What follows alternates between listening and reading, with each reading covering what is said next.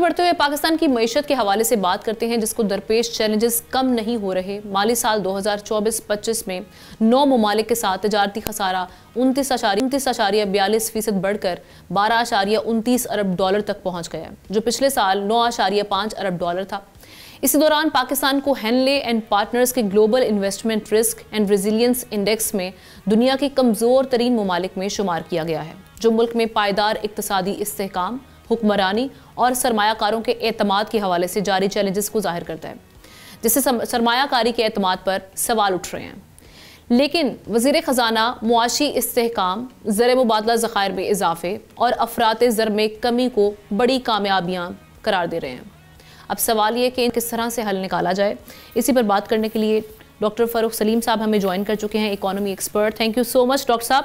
Doctor साहब, अगर हम जो इंट्रो का सेकंड हिस्सा है उससे स्टार्ट करें, क्योंकि इन्वेस्टर्स के कॉन्फिडेंस के हवाले से ख़ास तौर पे बात हो रही है। हेनले और पार्टनर्स ये निशानदेही कर रहे हैं कि हमारा जो वीक इकोनॉमिक स्टेबिलिटी है, गवर्नेंस है और इन्वेस्टर कॉन्फिडेंस है, इसके हवाले से वो निशानदेही कर रहे हैं। तो आपके ख्याल में रेजिलियंस स्कोर की वजह जो हम देख रहे हैं कम होने की वजह क्या है? ऐसे कौन से की स्ट्रक्चरल आप समझते हैं ड्राइवर्स हैं जिनको हमें एड्रेस करना है ताकि हम रीस्टोर कर सकें इस कॉन्फिडेंस को?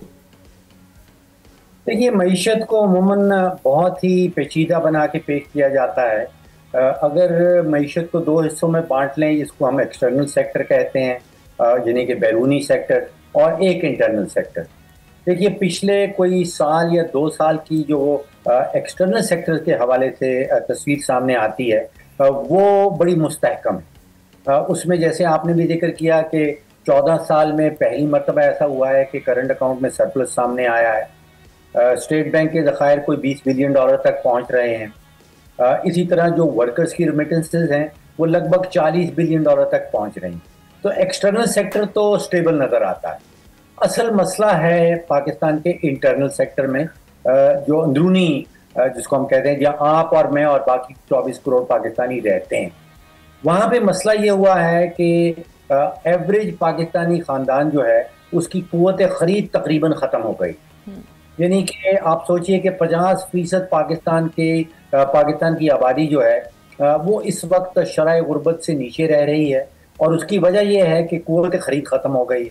और क़ुव्वत ख़रीद ख़त्म होने के पीछे वजह यह है कि पिछले कोई 3 सालों की अगर आप मजमूई इन्फ्लेशन जमा कर लें तो लगभग 70 से 80% इजाफा आया है अशिया की कीमतों में जो आप और मैं कंज्यूम करते हैं।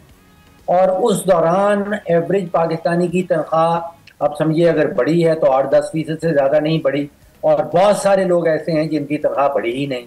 तो अगर 70 से 80% कीमतों में इजाफा आ गया और एवरेज पाकिस्तानी की तनख्वाह ना बढ़े, तो फिर गैस का बिल देने के बाद, बिजली का बिल देने के बाद, शायद पेट्रोल का खर्चा पूरा करने के बाद एवरेज पाकिस्तानी की जेब खाली हो जाती है, जिसका मैं बार बार जिक्र कर रहा हूँ कि क़ुव्वत ख़रीद नहीं बची। तो जब बिजली का बिल देने के बाद, पेट्रोल के खर्चे के बाद, गैस का बिल देने के बाद आपकी जेब खाली हो गई, अभी बच्चों की फ़ीस देना बाकी है, किराया का, मकान का किराया देना बाकी है, अगर कोई इमरजेंसी खुदा ना खास्ता आ जाए, तो असल मसला हमारे इंटरनल सेक्टर में है। और वो असल मसला है कि क़ुव्वत ख़रीद आम पाकिस्तानी की ख़त्म हो गई। करेक्ट। अच्छा डॉक्टर साहब, ये भी बताइएगा, ये जो हम देख रहे हैं कि वीकर पासपोर्ट के हवाले 4th नंबर पर आ गया है, तो इसका किस हद तक नुकसान हुआ है? वही हम इन्वेस्टर के हवाले से अगर बात करें, हम बैरूनी सरमायाकारी को यहाँ पे अट्रैक्ट करना चाहते हैं, तो हमारा FDI किस हद तक मुतासिर होता है इससे?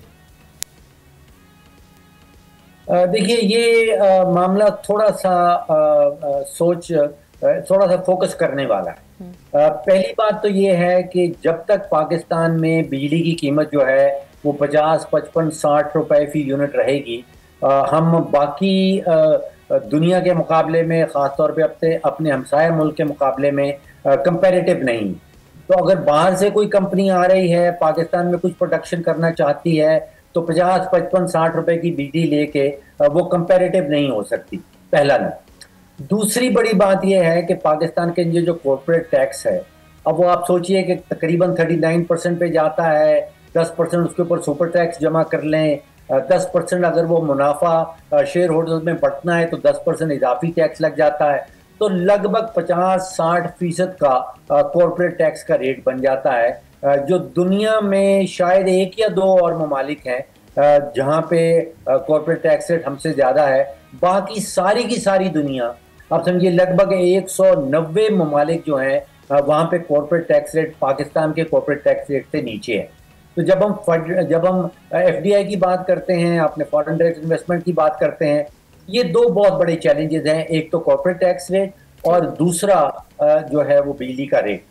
लेकिन इसमें एक बड़ी अमेंडमेंट की ज़रूरत। देखिए, जो sector specific foreign direct investment है, ख़ास तौर पे कॉपर के सेक्टर में और ख़ास तौर पे जो रेयर अर्थ एलिमेंट्स हैं उसके सेक्टर में, क्योंकि पाकिस्तान के पास कॉपर के बहुत बड़े ज़खायर हैं, क्योंकि पाकिस्तान के पास अब दरियाफ्त हो रहे हैं कि हमारे पास रेयर अर्थ एलिमेंट्स के बहुत बड़े ज़खायर हैं, तो सेक्टर स्पेसिफिक जो फॉरेन डायरेक्ट इन्वेस्टमेंट है वो मैं समझ रहा हूँ कि पाकिस्तान आएगी। ओके, ठीक। डॉक्टर साहब, आखिर में ये जिस तरह से हम ट्रेड डेफिसिट की बात करें जो कि 34.54% जो है वो राइज हो चुका है पाकिस्तान में, तो आप इसकी वजूहात क्या समझ रहे हैं? क्या हमारी वीकर एक्सपोर्ट हैं, या आप समझते हैं एक्सचेंज रेट इसका इफेक्ट है, या हमारी रिलायंस बहुत बढ़ चुकी है इंपोर्ट्स पर?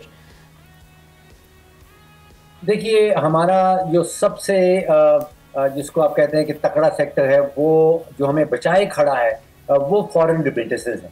लगभग 35-40 अरब डॉलर की जो रिमिटेंसेस आ जाती हैं वो हमारा एक्सटर्नल अकाउंट को पूरा कर देती हैं, वरना हमारी इंपोर्ट्स बहुत तगड़ी हैं और एक्सपोर्ट्स जो हैं वो कमज़ोर है। Thank you so much. Subscribe करें और बेल दबाएं ताकि कोई खबर रह न जाए।